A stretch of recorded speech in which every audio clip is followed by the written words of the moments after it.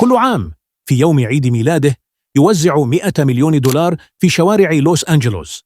لقد أخرج 10,000 شخص من الفقر دون أن يطلب شيئا في المقابل. وفي الولايات المتحدة يلقبه الكثيرون بالإله على الأرض.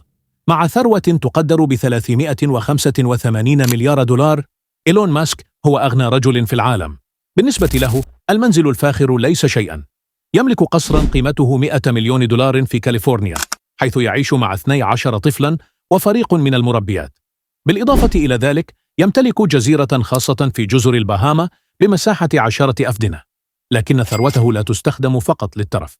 من خلال مؤسسته الخيرية تبرع بأكثر من 9 مليارات دولار، بما في ذلك 55 مليون دولار لأبحاث سرطان الأطفال، بالإضافة إلى تمويل مشاريع تعليمية وصحية وابتكارات علمية. ماسك ليس مجرد مال، إنه رؤية وثورة. أسس شركة سبيس إكس لاستعمار المريخ وتسلا لتغيير العالم باستخدام الطاقات المستدامة، محولا الصناعات بالكامل.